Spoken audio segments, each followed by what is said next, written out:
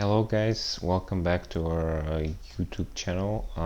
Today I wanted to talk about Carrion Comfort. So this is another novel by Dan Simmons. As you probably know, the previous novel I've read was also by Dan Simmons and it was kind of mediocre, so I decided to give him another try, especially since I really love this author. And I read Carrion Comfort, a novel with a crazy story, and it's very long. It's very strange, and I think it's very 80s. So bear with me, I'm gonna tell you all about it. So first I wanted to talk a little bit about the story, how this thing appeared. So basically Dan Simmons was just starting out and he wrote his first debut kind of horror adventure story. I mean, a novel. He was awarded with some prize, and then he started working with a new publisher on a new book, and he wanted to write this kind of epic grand story about violence and how violence influences us and so on and so forth. He was writing this for almost like a year, combining that writing stuff with his work, and he was working as a teacher as a school for talented kids. So he was doing this for a while, and then he got a letter from his publisher saying that the publisher was actually broke, so they wouldn't publish anything, and his novel was kind of like in limbo. So the assets from that publisher were bought by a bigger house, publishing house, and then they approached him and they expected him to rework the novel.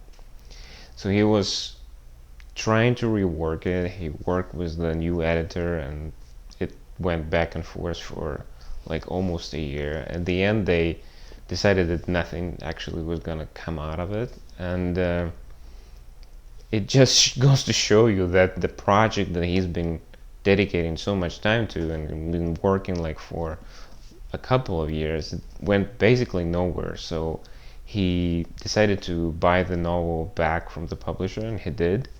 And it went on and on and on, and he worked on like Hyperion series and all the other stuff that he had been writing. He became pretty successful, and finally, after years and years, he found a publisher. He did the book deal. He published this thing, and it was like a hardcover edition, like very limited series.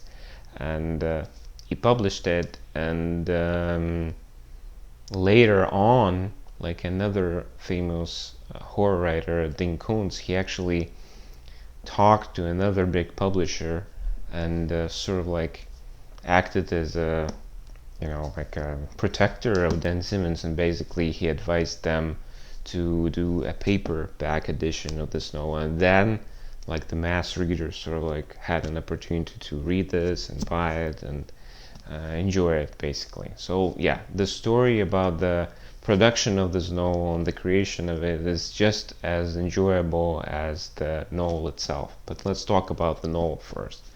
So what is the story? So it is sort of like another take on vampires, as the sort of like the back cover suggests, but I think it's more on the like telekinesis, that kind of vibe.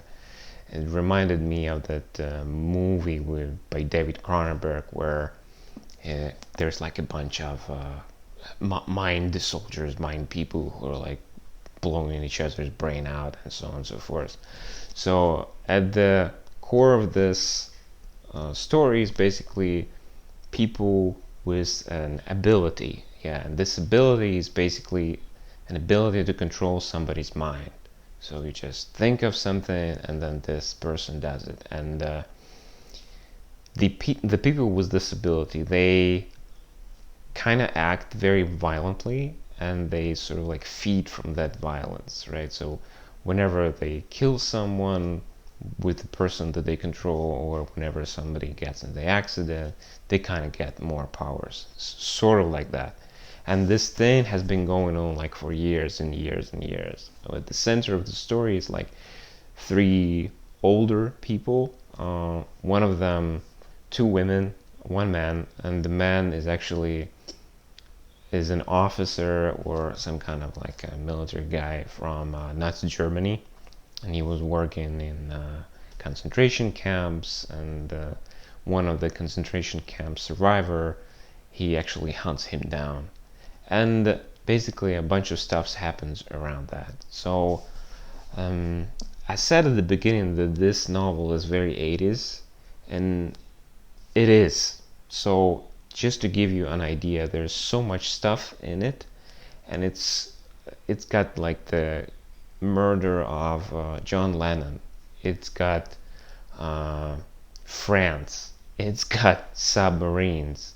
It's got rocket launches, right? It's got nuclear weapons. It's got a government conspiracy. It has some kind of island at the coast of the United States that has weird people gathering around and playing sort of like a Hunger Games there. It has chessboard games with people. I mean, it's completely crazy. It's like absolutely ridiculous. But when you read it, it's actually not that. It doesn't feel ridiculous. It just feels very grounded for some reason. I don't know. Like, it's much less realistic, let's say, like the Stranger Things or something like that. But it feels like it's written like it's taken from reality, and that's where like Dan Simmons really shines, because he is kind of comes up with these strange stories, but they do feel real. They don't feel like they're taken somewhere from thin air. And the other good thing about it is that something's always going on in this novel. So there's like never a dull moment. Although it's like over like 1,000 pages, you just read and read and read. It's just like a real page turner.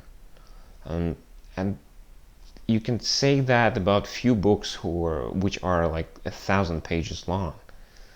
And till the very end, you don't know what's going on like entirely. And there's a lot of action. There's a lot of fighting. There's a lot of like conspiracy and all that kind of stuff. It's very tense.